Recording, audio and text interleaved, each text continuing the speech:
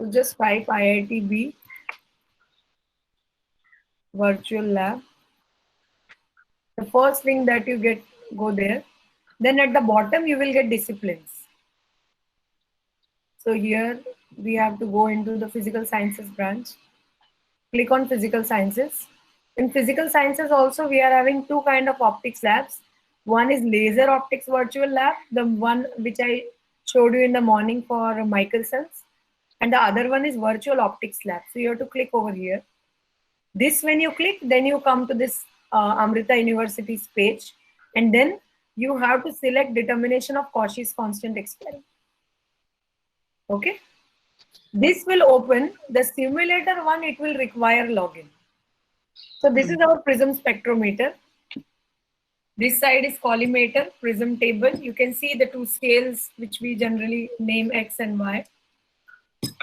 And here is our telescope view.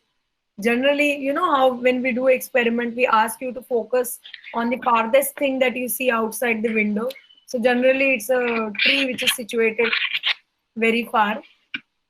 So first we focus the telescope for parallel wavefront. So this you can do with drag here. So when you do, can you see the image of the tree has become very sharp? And when this will become sharp, then only this start will become clickable. If I'm here and where the image is very blur, the start will not be activated. So when I drag it and it becomes clear, then only this will be activated. And then you click on start. It will take you to the main home page of the experiment. Click on switch on light. First is slit focus. So you have to change the focus of the slit. Second is slit width. Here, the lower one is telescope. So when I'm changing this, you can see the telescope moving. The second bar is for changing, or rider is for changing the vernier table. So second is your vernier table, rider for vernier table. So you can rotate it. As you can see, it is going from minus 180 to the full circle by rotation of 360 to right 180. Okay, same thing is telescope. You can move here to here. But your telescope is going only 280 degrees because you have collimator in its path. Then the fine angle changes are when you want to change it by slower. So first, let's say I want to move my telescope. So first, let's say I bring it at minus 32.3. Then in that vicinity of 32.3, it will change. So the maximum and minimum of this telescope will depend upon the position of telescope that you choose in the first rider. If I'm keeping it at 90, then it will go from minus 20 to plus 20 in the vicinity of that 90. Okay. Same is true for vernier table also.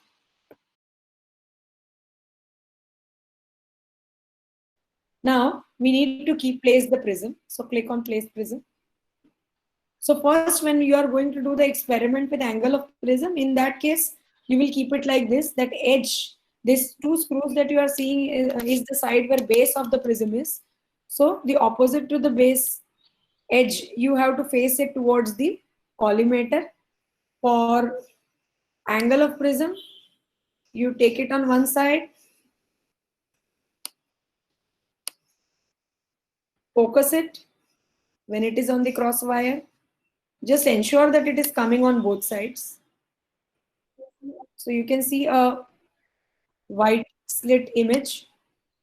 So this will be your first reading for angle of prism. Then I rotate it and take it on the other side. And again, do the fine adjustment. So this will be your reading for, and how to read, again, take your mouse over here and note down the reading. So this is how you will do angle of prism. You know that the difference in position of A and B will give you 2A, and then you average the 2, divide by 2, and that way you get the angle of prism, which is close to 60.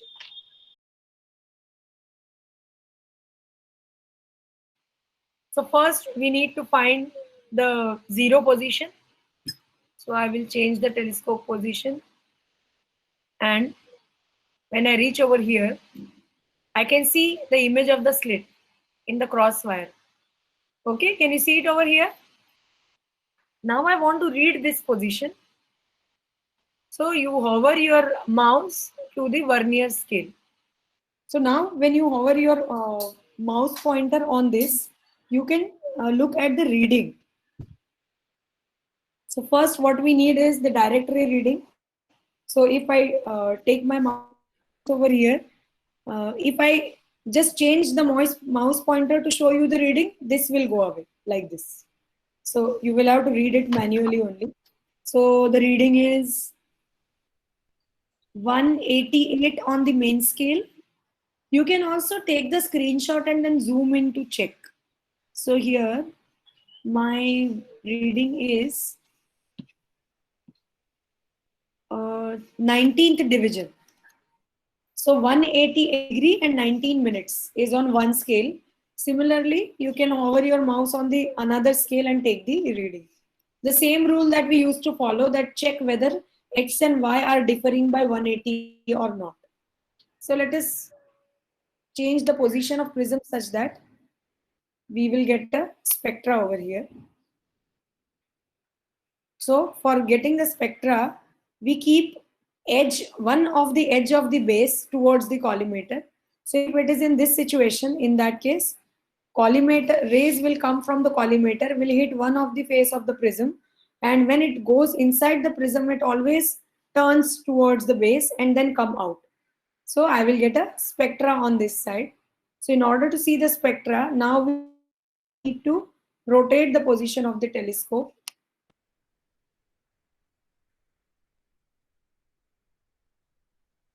So when I reach the end of the fine angle, so for this we need to first change the position by coarse scale. So now you can see the spectra in this window. But now our job is still not done. We need to bring it to the minimum deviation position. In order to do that, physically how we used to do is we used to rotate the prism table. So same thing we are going to do here also. So rotate the table.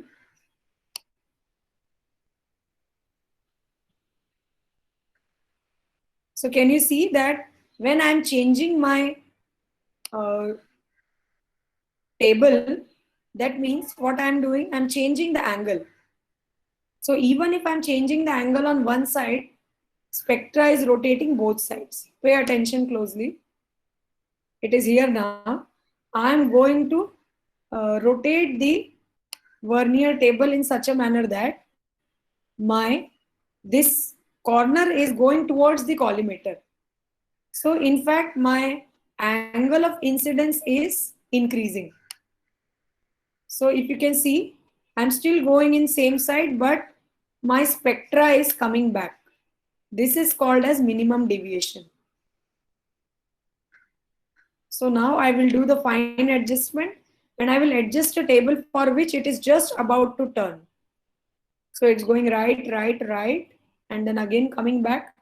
So we need to go to the position where it is just about to turn.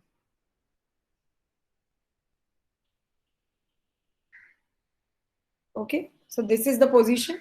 After this, if I change it to the left, still it will turn to left. If I change the position to right, still it will turn left. So this is the minimum deviation for red. Now we need to bring the crosswire to that position. For that, we need to change the position of telescope. So I change the telescope position and I bring it to red. Okay. So now I can say that my spectrometer is set for minimum deviation of red color. Now let us try changing the vernier table position. Okay, so when I'm going towards the positive side, it is going to left. I'm going towards the negative side, still it is going left. This is minimum position for red.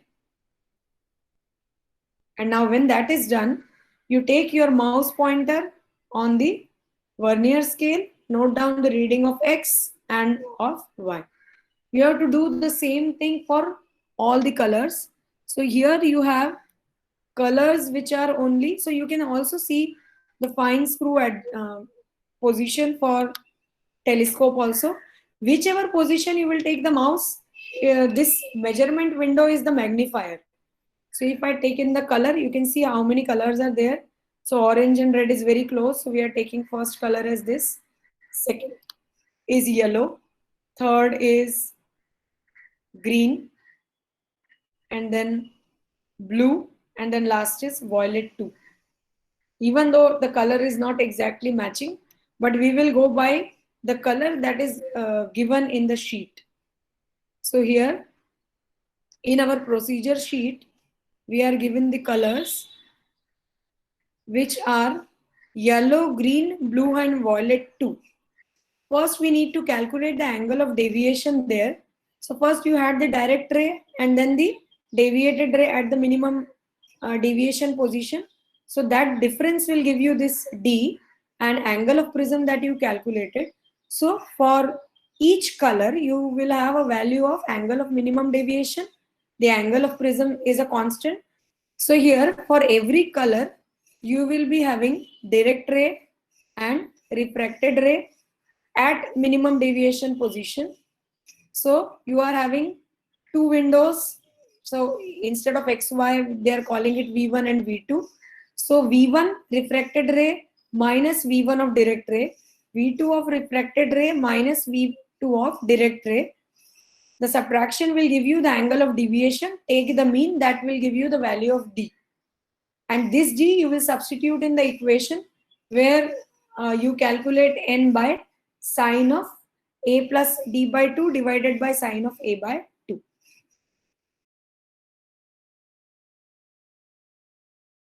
So using this equation, you can calculate N for every color. So such 5 N's you will have: yellow, green, blue and violet 2. And that N you will plot on y-axis and x-axis will be 1 by lambda square, where lambda is already given to you from, it is known for this particular source.